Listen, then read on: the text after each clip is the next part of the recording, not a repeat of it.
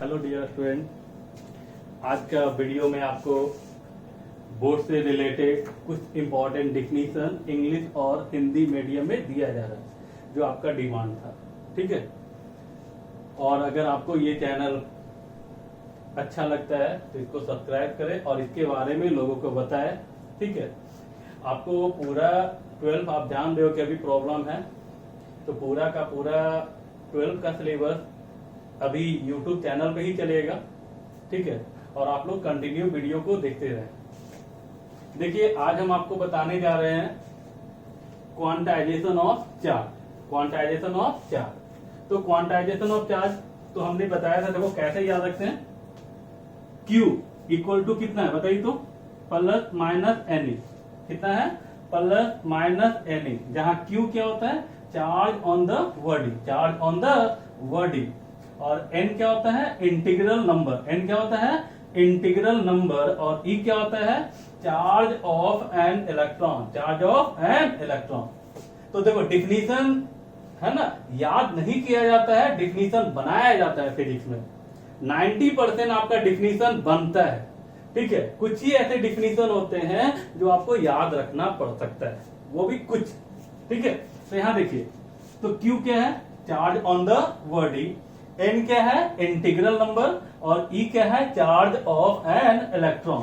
Definition देखिए कैसे, तो कहता क्या है? According to quantization of charge, according to quantization of charge. ठीक है, charge on the body, charge on the body is equal to integral multiple of, is equal to integral multiple of charge of an electron, charge of an electron. Clear? फिर से एक बार, charge on the body is equal to integral, n क्या है यहाँ पे? Integral number है ना, integral multiple of charge of an electron. ठीक है, तो एन इंटीग्रल नंबर है। इंटीग्रल नंबर मतलब 1 2 3 4 डॉट डॉट डॉट। और E क्या है? चार्ज ऑफ एन इलेक्ट्रॉन है ना, इसका वैल्यू कितना? 1.6 into 10 to the power minus 19 coulomb. ठीक है, चलिए यहां तक तो हो गया, ये हो गया इंग्लिश में। अब हम इसको हिंदी में देखते हैं। ठीक है,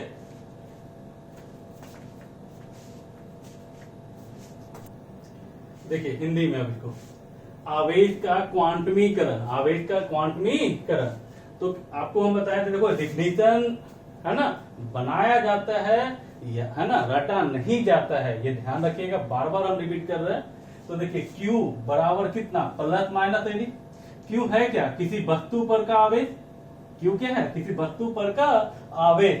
N क्या है? पूर्ण गुणज। N क्या है? पूर्ण गुणज, पूर्ण संख्या है ना, 1 2 3 4।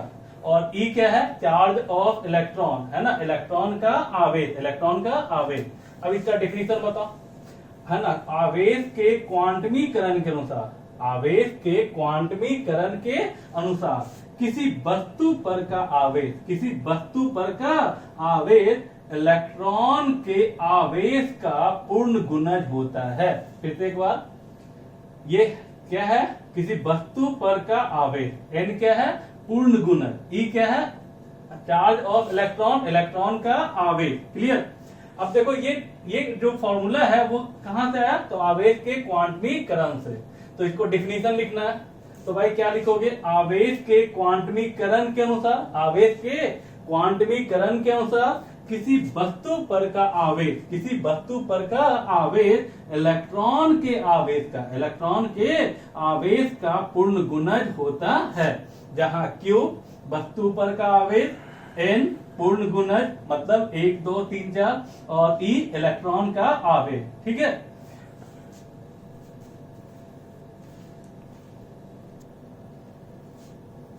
देखिए कूलॉम्स लॉ। ठीक है, ये भी आपका इंपॉर्टेंट शॉर्ट क्वेश्चन है, बोर्ड में आता है। तो कूलॉम्स लॉ देखिए क्या है, तो आप जानते हो ना कि जब दो चार्ज हो तो वो एक दूसरे को अट्रैक्ट करता है और रिपेल करता है, अट्रैक्ट करता है और रिपेल करता है। तो अट्रैक्ट और रिपेल कब करता है भाई? तो अगर चार्ज एक नेचर का हो, सिमिलर नेचर का हो, मतलब पॉजिटिव पॉजिटिव हो, तो रिपेल करेगा, विकर्षित होगा। और अगर अपोजिट नेचर का हो तो वो एक दूसरे को अट्रैक्ट करता है, वो एक दूसरे को क्या करता है, अट्रैक्ट करता है। तो भाई ठीक है, अट्रैक्ट कर रहा है, रिपेल कर रहा है, तो फोर्स तो लग रहा होगा ना। तो वो फोर्स कितना लगता है, तो हम कैसे निकालते हैं, कूलम्ब्स लॉ से। तो भाई यहां ध्यान रखना क्या कहता है, according to Coulomb's law the magnitude of force of attraction और repulsion between two charges is directly proportional to product of magnitude of charges and inversely proportional to a square of distance between them। तो बाबू ध्यान रखो, यहाँ पे force जो है वो क्या होता है, directly proportional to product of magnitude of charges and inversely proportional to square of distance between them. ठीक है, जैसे मान लिए कि ये पॉजिटिव है और ये भी पॉजिटिव है, तो यहाँ पे फोर्स क्या लगेगा, रिपल्सिव फोर्स लगेगा ना, क्या लगेगा, रिपल्सिव। लेकिन मान लो यहीं पर एक आपका निगेटिव फोर्स है, चार्ज है, और ये पॉजिटिव चार्ज है, तो क्या होगा, अट्रैक्ट करेगा। ठीक है, आप जानते हो ना कोई भी बॉडी स्वयं अपने पर फोर्स नहीं लगाता है, तो बताइए Q1 पर फोर्स कौन लगाएगा, Q2, और वो क्या करेगा, इसको अट्रैक्ट करेगा, और ये भी क्या करेगा, अट्रैक्ट करेगा, यही ना। और मालूम होना चाहिए ये जो फोर्स लगता है वो दोनों चार्ज के मिलाने वाली रेखा पर है ना, दोनों चार्ज के मिलाने वाली रेखा पर। ठीक है, तो यहाँ देखिए अब डिफिनीशन, मान लो ये डिफिनीशन आपसे एग्जाम में पूछा, define Coulomb's law, define Coulomb's law, क्या इसको याद रखोगे, ठीक है, कितना याद रखोगे आप बताओ, एक डिफिनीशन होता ना याद रखेंगे। जैसे 10th और 12th का एग्जाम में क्या अंतर होता है, 10th का सिलेबस जो होता है वो कम होता है और 12th का सिलेबस ब्रॉड है। ठीक है, जितना आपका 10th में फिजिक्स होता है ना, उतना आपका एक चैप्टर भी है ना, उतना से ज्यादा आपका एक चैप्टर होता है, तो समझ लीजिए कितना बड़ा होगा फिजिक्स, तो आप कितने को याद कीजिएगा। ठीक है, तो आप क्या कीजिए भाई, तो इसको क्या तरीका है इसको याद रखने का लंबे समय तक, तो आप ये जानते हो ना कि जब भी दो चार्ज है, किसी भी नेचर का हो, सिमिलर नेचर का हो तो रिपेल करेगा, अपोजिट नेचर का हो तो अट्रैक्ट करेगा, मतलब फोर्स लगेगा। तो वो फोर्स कितना लगेगा, तो ये जो फोर्स है वो डायरेक्टली प्रोपोर्शनल है किसका, Q1 और Q2 का। तो ये क्या है, मल्टीप्लीकेशन है, ये क्या है, मल्टीप्लीकेशन है, किसका मल्टीप्लीकेशन है, चार्जेस का। ठीक है, चार्जेस का, उसमें भी देखा जाए यहाँ पे क्या बताया जाए, मैग्नीट्यूड, क्या है, मैग्नीट्यूड, क्योंकि यहाँ पे चार्ज का मैग्नीट्यूड लेते हैं। ठीक है, यहाँ पे चार्ज का साइन इंडिकेट करता है कि वो फोर्स अट्रैक्टिव होगा या रिपल्सिव, लेकिन यहाँ फोर्स का जब मैग्नीट्यूड निकालना है तो यहाँ चार्ज का सिर्फ क्या रखा जाता है, मैग्नीट्यूड रखा जाता है, उसका साइन यूज नहीं किया जाता है। तो बताइए डिफिनीशन कैसे लिखोगे, तो यहाँ पे देखिए F क्या है, फोर्स ऑफ अट्रैक्शन या रिपल्सन बिटवीन टू चार्जेस, ये क्या है, डायरेक्टली प्रोपोर्शनल, और ये क्या है, प्रोडक्ट है, किसके किसके भी, तो दो चार्ज का प्रोडक्ट है, तो है ना, directly proportional to magnitude of product of charges. और ये क्या है, फोर्स, ये क्या है ना, इसको डायरेक्टली प्रोपोर्शनल भी बोल सकते हो, है ना, डायरेक्टली प्रोपोर्शनल टू 1/r² या इनवर्सली प्रोपोर्शनल टू r²। अब देखो पूरा डिफिनीशन, पूरा का पूरा डिफिनीशन देखिए, इसी से आपका ये लैंग्वेज लिखा जाएगा।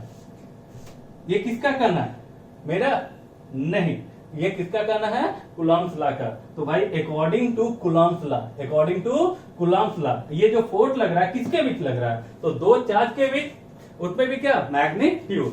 तो according to Coulomb's law, according to Coulomb's law the force of attraction और repulsion, the force of attraction और repulsion between two charges is directly proportional to product of magnitude of charges and inversely proportional to a square of distance between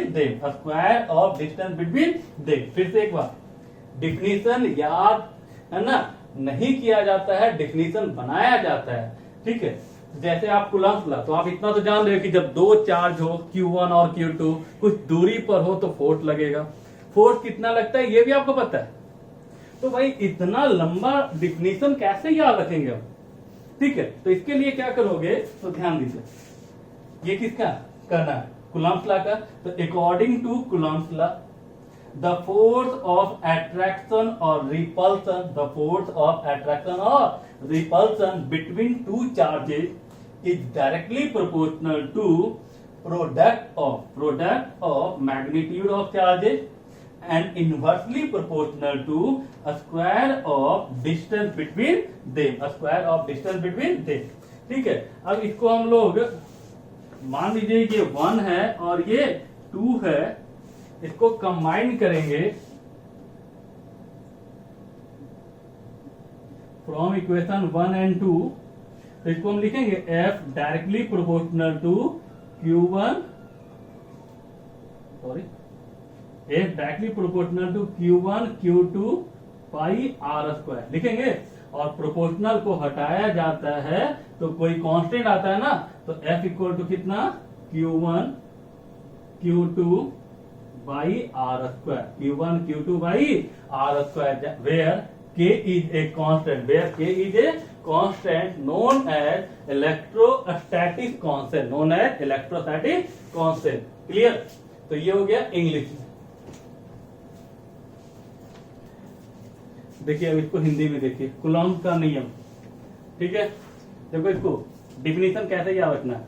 तो coulomb के नियम से आप क्या जानते हैं, F जो होगा वो directly proportional to Q1 Q2। तो F है क्या बता सकते हैं, दो बिंदु आवेशों के बीच, दो बिंदु आवेशों के बीच लगने वाला आकर्षण बल या विकर्षण बल का परिमाण। और ये क्या है, प्रोडक्ट गुणनफल है ना किसका, दो आवेश का। और ये R क्या है, दोनों आवेशों के बीच की दूरी। अब देखो इसका डिफिनीशन कैसे बनाओगे, कूलम्ब के नियमानुसार दो बिंदु आवेशों के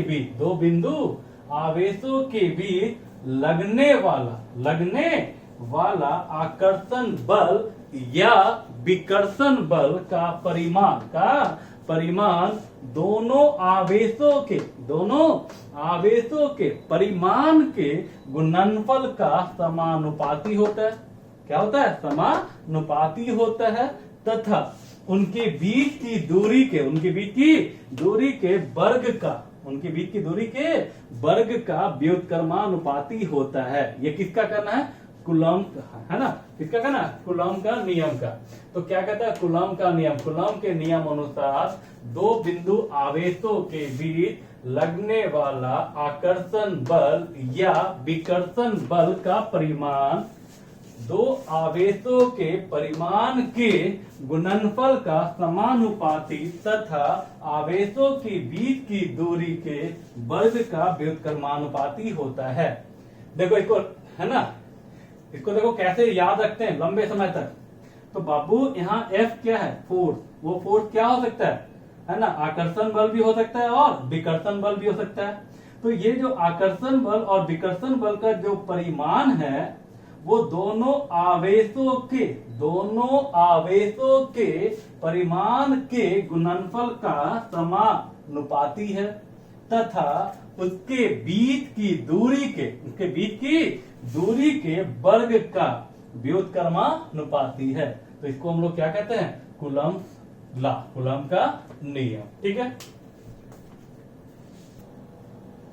चलिए next definition, dielectric constant, the ratio of force between charges in vacuum to the force between charges in medium is called dielectric constant, तो K इक्वल टू कितना, FV upon FM, K equal to FV upon FM, where K क्या है, तो dielectric constant, FV क्या है, तो force between charges in vacuum, और FM क्या है, force between charges in medium. अब देखो ये डिफिनीशन है, तो इसको याद कैसे रखोगे आप बताओ। तो देखो इसी से याद रखो ना, लॉन्ग टाइम याद रहेगा आपको। तो K इक्वल टू, ये फॉर्मूला है, ये क्या है, फॉर्मूला है जो आपको याद रखना पड़ेगा। क्यों, क्योंकि यहां से न्यूमेरिकल आता है। ठीक है, यहां से न्यूमेरिकल आता है आपको ना, तो K इक्वल टू कितना, FV अपॉन FM, जहां FV क्या है, तो force between charges in vacuum, और FM क्या है, force between charges in medium. Clear. अब देखो डिफिनीशन, ये क्या है बाबू, रेशियो है ना, क्या है ये, रेशियो किसका, FV और FM का, FV और FM का ना। तो FV है क्या, FV क्या है, force between charges in vacuum, FM क्या है, force between charges in medium. देखो definition, the ratio of force between charges in vacuum to the force between charges in medium is called dielectric constant। फिर से एक बार, ये क्या है, ratio है ना, the ratio of force between charges in vacuum to the force between charges in medium is called dielectric constant. क्या कोई बड़ी बात है, याद रखना, ठीक है। पर वैद्युतांक, ठीक है, तो यहां देखिए डिफिनीशन कैसे याद रखेंगे, K इक्वल टू कितना है, FB बाई FM। तो FB है क्या, तो दो आवेशों के बीच निर्वात में, कहा, निर्वात में लगने वाला कूलॉम बल, और FM क्या है, दो आवेशों के बीच माध्यम में लगने वाला कूलॉम बल का क्या है, अनुपात है, क्या है, अनुपात है। तो दो आवेशों के बीच निर्वात में, कहा, निर्वात में लगने वाला कूलॉम बल तथा दो आवेशों के बीच माध्यम में लगने वाला कूलॉम बल के अनुपात को क्या कहते हैं, पर वैद्युतांक कहते हैं। क्लियर। और चालक के लिए इसका मान कितना होता है, इन्फिनाइट, अनंत होता है। क्लियर। तो आज का सेवा इतना ही, ठीक है। अब देखिए, अगर आपको ये पढ़ाई अच्छी लग रही हो तो आपको ये चैनल को सब्सक्राइब करना ना भूले, ठीक है। और इसी ढंग से हमारा आगे भी वीडियो बना रहेगा, जिसको हिंदी और इंग्लिश में कर दिया जाएगा, ठीक है, special for board. Okay, bye.